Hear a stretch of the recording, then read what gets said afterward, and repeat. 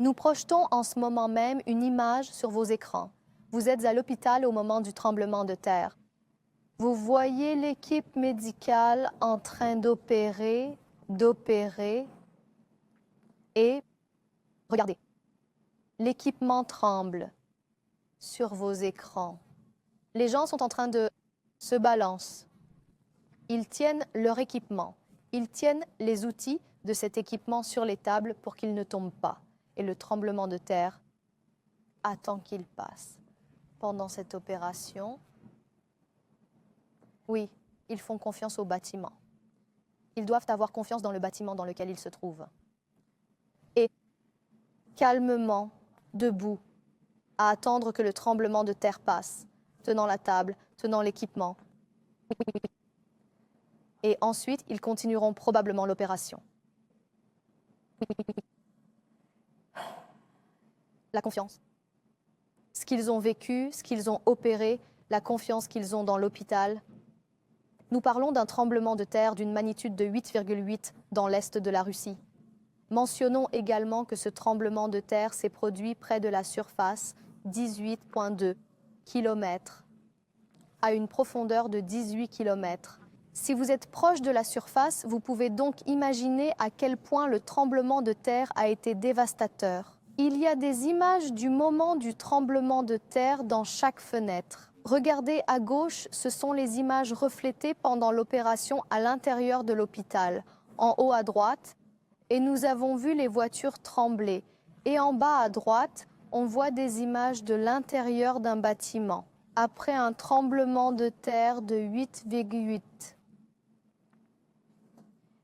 La péninsule du Kamtchatka, située dans l'océan Pacifique, a été secouée par l'un des phénomènes naturels les plus violents de ces dernières années avec 8,8.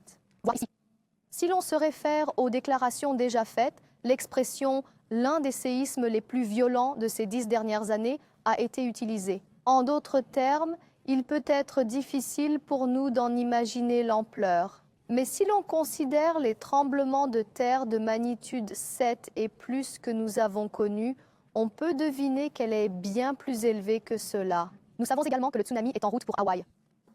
Les vagues du tsunami sont sur le point d'atteindre Hawaï et une déclaration d'urgence a été émise à ce sujet.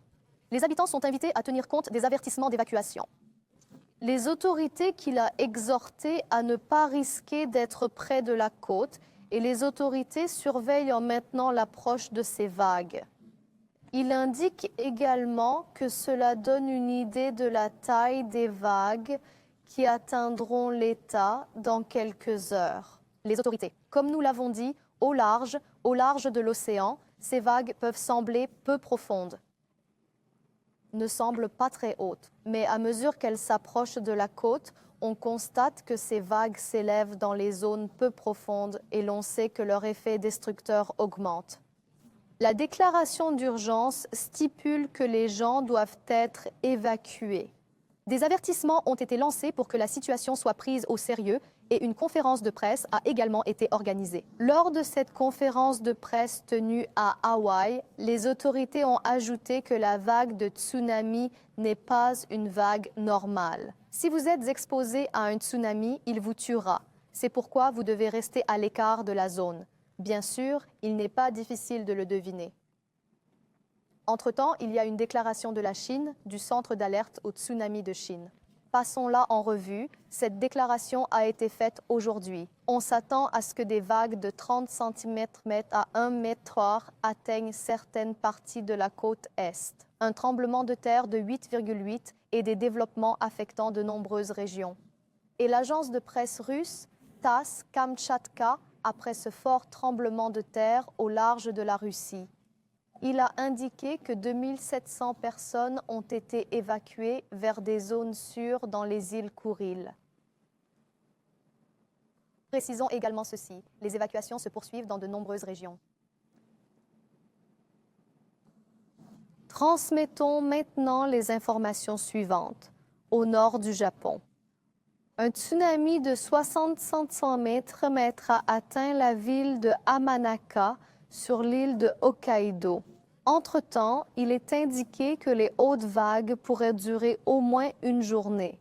C'est une longue période. En 24 heures, ces vagues, on ne sait pas exactement quelle taille elles peuvent atteindre, si elles réduiront ou augmenteront leur impact. Car d'après les informations que je viens de citer, les vagues qui arrivent en premier ne sont pas forcément les plus grosses. La Commission européenne sera en alerte à tout moment et des mesures seront prises en fonction de l'évolution de la situation. L'image de gauche montre un tremblement de terre d'une magnitude de 8,8 alors qu'une opération est en cours dans une salle d'opération. Nous voyons l'équipe médicale capturée et la confiance qu'elle a dans son bâtiment.